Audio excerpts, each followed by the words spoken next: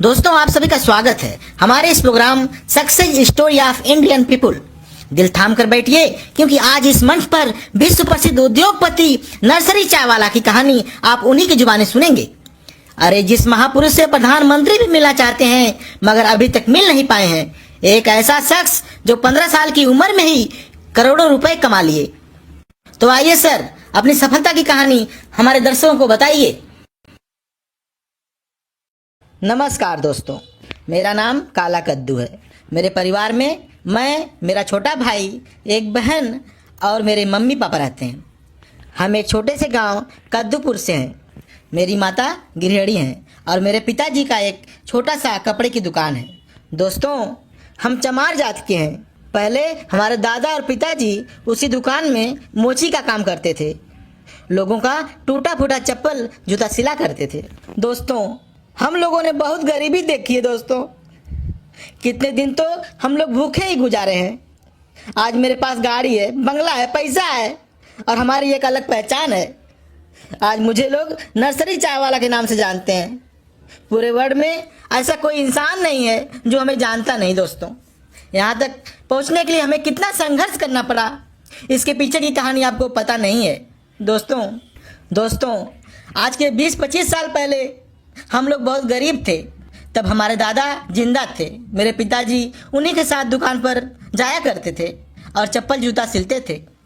दिन भर काम करके वो लोग शाम तक 1-2 रुपया इकट्ठा करके 20-30 रुपया कमाते थे और हर दिन 200 ग्राम दाल, 5 ग्राम चावल लेके घर आते थे। यानी वो लोग रोज जितना कमाते थे सिर्फ खाने पीने में ही खत्म हो जाता था। और जिस दिन काम नहीं होता था उस दिन हम लोगों को भूखे ही रहना पड़ता था। फिर हमारी बहन पैदा हुई, हमारा छोटा भाई गोरा कद्दू आ गया, फिर हमारे दादा भी गुजर गए।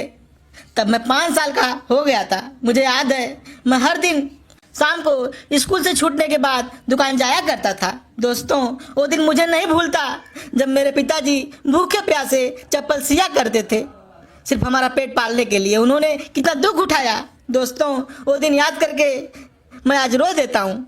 जिस दिन घर में खाने का कुछ नहीं रहता था, मेरी माँ गांव में घूम घूम कर अनाज लाती थी। कभी चटनी भात खाकर रहना पड़ता था तो कभी सूखी रोटी से ही गुजारा करना पड़ता था। दोस्तों, उस जमाने में छुआछूत का बोलबाला था। हम चमार थे तो हमें कोई काम पर नहीं रखता था। सिर्फ वही काम मिलता था जिसमें पैसा कम था।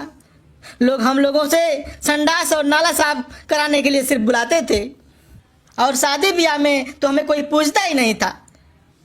फिर बाबा साहब अम्बेडकर और महात्मा गांधी ने चमार जात की पूरी जीवन शैली ही बदल दी। बाबा साहब अम्बेडकर हमारे लिए भगवान हैं। उन्होंने हमें अनुसूचित जात में रखा। उस समय समाज में व्याप्त अन्याय, अत्याचार और सामाजिक तौर पर भेदभाव जैसी बुराइयों के खिलाफ ऐसी लड़ाई लड़ी जिसकी दास्तान पूरी दुनिया के इतिहास में दर्ज है। सदियों से अमानवीय बर्ताव का शिकार होने वाले वंचित वर्ग के सम्मान के लिए बाबा साहब ने जो संघर्ष किया, आज भी वो पूरी दुनिया के लिए प्रेरणादायी है। दोस्तों, एक समय था जब हमारे हाथ का कोई पानी तक नहीं पीता था। हमारे रास्ते अलग थे, हमारा गांव अलग था। धन्य हो महात्मा गांधी और अम्बेडकर बाबा की, जिन्होंने समाज में हमें एक स्थान दिलाया। दोस्तों, कहानी यहीं ख़त्म नहीं होती। कहानी बहुत लंबी है जिसे शब्दों में मैं बता नहीं सकता। मेरे इमोशनल को समझिए। आज जो आप लोग आज़ादी की ज़िंदगी जी रहे हैं ना, हमारे पूर्वजों के संघर्ष का परिणाम है। नहीं तो आज हमारा देश ही गुलाम होता। अरे, एक ही कपड़े में पूरी ज़िंदगी गुजारी है हमारे पूर्वजों ने। उस ज़माने में किसी के पास 2 वक्त की रोटी तक नहीं होती थी, लेकिन आज आप लोग ऐश कर रहे हैं। ऐश दिन भर मोबाइल में घुसे रहते हैं, अब पता नहीं क्या ढूंढते रहते हैं। अरे, मुझे देखो कैसे बन गया मैं अरबपति। इतना आसान नहीं होता पैसा कमाना। पहले मैं ठगी करता था, ठगी, ऑनलाइन फ्रॉड करता था और फिर उसी ठगी के पैसे से मैं शेयर मार्केट खेलता था। 2 लाख से मैं 90 लाख बनाया था सिर्फ ट्रेडिंग करके। फिर एक समय ऐसा आ गया जब शेयर मार्केट में बर्बाद हो गए। हमारा सारा कुछ मिनटों में जीरो हो गया। हम फिर से सड़क पर आ गए। फिर मैंने मोटिवेशनल वीडियोस देखी यूट्यूब पर। MBA चाय वाला, ग्रेजुएट चाय वाली और संदीप मैसूरी सर, विवेक बिंद्रा सर की वीडियोस देखी। मुझे सबसे ज़्यादा ग्रेजुएट चाय वाले और एमबीए चाय वाले ने इंस्पायर किया। इन्हीं से प्रेरित होकर मैं नर्सरी चाय वाला के नाम से दुकान खोला। आज हमारा भारत के हर कोने में एक दुकान है। 1 लाख से अधिक आउटलेट खोल चुके हैं। हमारा आउटलेट विश्व के हर कोने में होगा आने वाले समय में। अब हमारा बिजनेस करोड़ों में पहुंच चुका है, करोड़ों में। और सबसे बड़ी बात, हम चाय फ्री में पिलाते हैं। इसीलिए तो लोग हैरान हैं कि हम फ्री में सबको पिलाते हैं तो हमारे पास इतना पैसा कहाँ से आता है। ये जानने के लिए आपको हमारे इसके पहले वाली वीडियो देखना पड़ेगा। लिंक आपको आई बटन पर मिल जाएगा। दोस्तों, इस सभा में मेरे माता पिता, छोटा भाई, टकला नेता और हमारी सपना भी आई हुई है। अब मैं टकला नेता से अनुरोध करूंगा कि मंच पर आकर 2 शब्द बोलें। अरे ये साला काला कलोठा हमको काहे बुला रहा है स्टेज पर?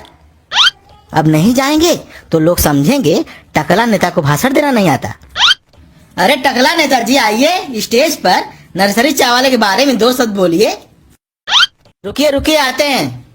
ये साले सब मानेंगे नहीं। भाइयों, हमारे समझ में नहीं आ रहा है कि ये लोग फ्री में चाय पिला के इतना पैसा कैसे कमा लिया।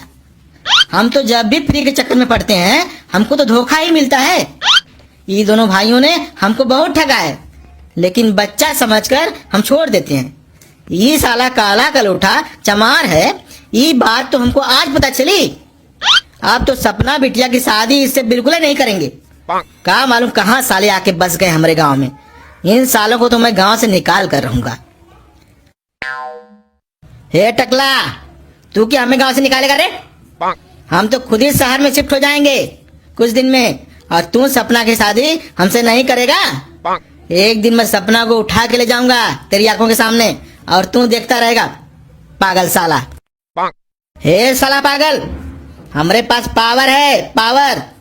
तू सपना को छू भी नहीं सकता। पैसा चाहे तो कितना भी कमा ले, लेकिन एक नेता का पावर तेरे पास नहीं आ सकता। एक फोन घुमाएंगे ना, सब बत्तीसी बाहर निकल जाएगी साले। हे बंद करे कैमरा। पता नहीं साले कहाँ कहाँ से आ जाते हैं पागल साले सब। Success story of Indian people. बंद कर साला। तेरी तो साले हम जांच करवाएंगे, जांच। साला फ्री का चाय एसी कार में सबको बिठा कर पिलवाता है। ऐसा क्या है साले तेरी कार में रे, जिससे नोट छापता है तू? दोस्तों, इसको इतना पैसा कहाँ से आता है हमको भी नहीं पता। आपको पता हो तो बता दीजिए कमेंट करके, और वीडियो को एक लाइक करके जाइए। धन्यवाद दोस्तों, धन्यवाद।